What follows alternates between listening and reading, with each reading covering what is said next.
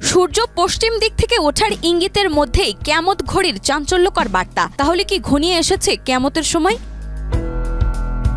পবিত্র কোরআনে সূরা আনামে মহান আল্লাহ ঘোষণা দিয়েছিলেন, যেদিন আপনার পালনকর্তার কোনো নিদর্শন এসে যাবে তখন এ ব্যক্তির ঈমান কোনো উপকারে আসবে না, যে পূর্ব থেকে ঈমান আনয়ন করেনি কিংবা সে আল্লাহকে স্বীকার করেনি, স্বীয় বিশ্বাস অনুযায়ী কোনো সৎ কাজ করেনি। হে নবী, আপনি বলুন, তোমরা অপেক্ষা করতে থাকো, আমরাও অপেক্ষা করতে থাকলাম। অধিকাংশ মুসাফিরের মতে অত্র আয়াতে কোনো নিদর্শন বলতে পশ্চিম দিক থেকে সূর্য ওঠাকে বোঝানো হয়েছে।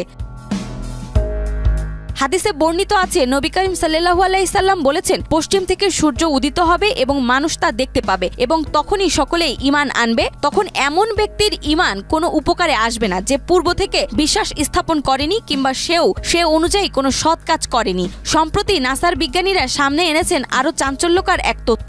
নাসার একটি গবেষণায় উঠে এসেছে, মহাশূন্যকে নিঃশব্দ ভাবা হলেও আসলে সেখানে প্রতিনিয়ত শব্দ হচ্ছে। গবেষকরা বলছেন, সেই শব্দ শুনলে মনে হবে যেন বিলিয়ন বিলিয়ন মানুষ একসঙ্গে গান গাইছে বা জিকির করছে। হযরত আবু দারদা রাদিয়াল্লাহু তাআলা আনহু বলেছেন, রাসূলুল্লাহ সাল্লাম যখন মিরাজ থেকে আসলেন তখন তাকে প্রশ্ন করা হলো যে, আল্লাহর রাসূল, আপনি আকাশে কি দেখেছেন বা কি শুনেছেন? তখন তিনি বললেন, আমি যা দেখেছি তোমরা তা দেখো না, আমি যা শুনেছি তোমরা তা শোনো না। আকাশে প্রচন্ড কাঁপুনির শব্দ হচ্ছে, আর তা হওয়ার কারণ হচ্ছে আকাশে 4 আঙ্গুল পরিমাণ জায়গাও খালি নেই যেখানে ফেরেশতারা সিজদায় আছেন এবং আল্লাহর জিকির করছেন। এই অবস্থায়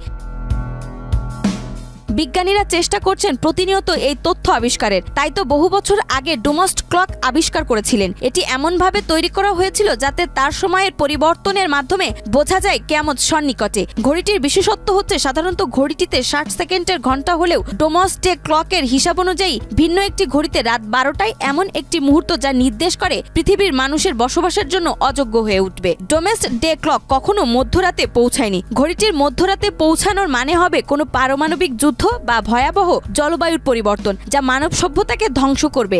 মানুষ ডোমেস্ট ডে ক্লক সহ অন্যান্য উপায়ে মহাপ্রলয়ের দিন বা কিয়ামত কবে হবে তা ধারণা করার চেষ্টা করছে।